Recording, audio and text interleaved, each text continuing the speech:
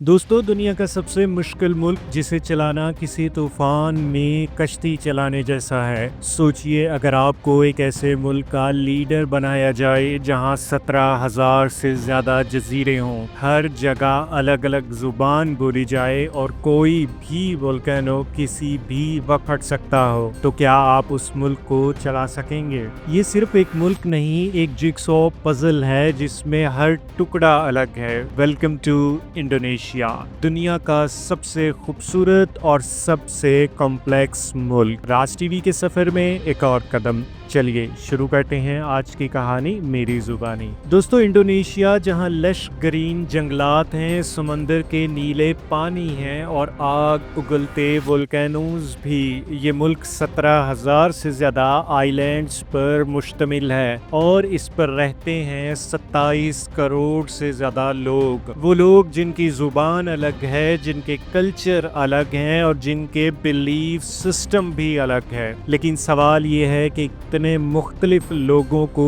एक झंडे के नीचे कैसे इकट्ठा रखा गया। इंडोनेशिया 5,000 किलोमीटर के एरिया में फैला हुआ है। यही नहीं, ये 3 टाइम जोन्स को कवर करता है। जहां कुछ आइलैंड्स क्राउडेड हैं जैसे जावा आइलैंड, वहां दूसरे इतने आइसोलेटेड हैं कि वहां सिर्फ कोई प्लेन या बोट से ही पहुंचा जा सकता है। रोड नेटवर्क का तो नामो निशान ही नहीं। और सबसे बड़ा challenge nature. Indonesia Pacific ring of fire पर मौजूद है, जिसका मतलब है कि ये दुनिया के सबसे ज्यादा एक्टिव वोल्केनोज और अर्थक्वेक से भरा हुआ है। फ्लड्स, लैंडस्लाइड्स और सुनामी यहाँ किसी भी वक्त सब कुछ तबाह कर सकते हैं। पहले ये इलाका साउथ ईस्ट एशिया के पावरफुल किंगडम्स का गढ़ था, जैसे श्रीविजय और मजप्पट। ट्रेड रूट होने की वजह से इंडिया और चाइना के ट्रेडर्स यहाँ आके सोना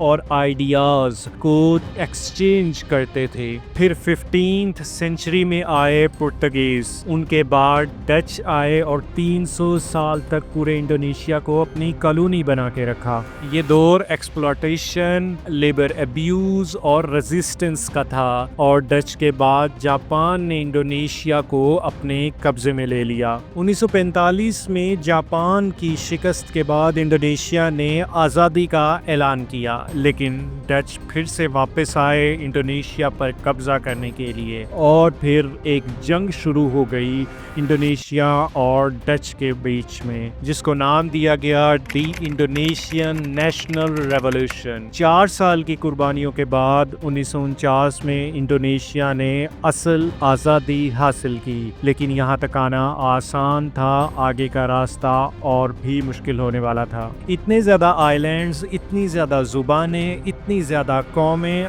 यहाँ सिर्फ एक फ्लैग और एंथम से यूनिटी नहीं आ सकती थी। लीडर्स ने एक नया आइडिया बनाया, भेनेका टुंगुल इका, यूनिटी इन डाइवर्सिटी।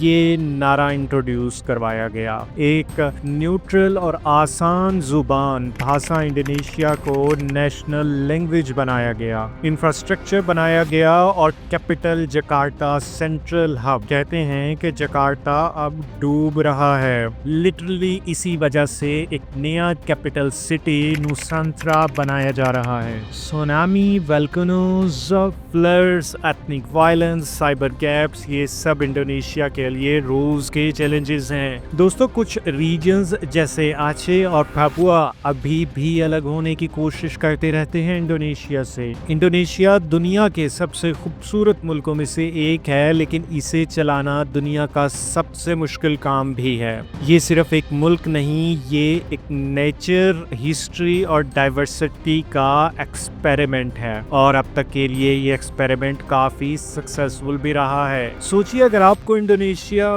का लीडर बना दिया जाए तो आप कैसे इस इम्पॉसिबल मुल्क को चलाएंगे? कमेंट सेक्शन में जरूर बताइएगा। वीडियो को लाइक करें, शेयर करें और चैनल को सब्सक्राइब कीजिएगा। मिलते हैं राज टीवी की अगली वीडियो में, जहां हर रात से उठता है पर्दा।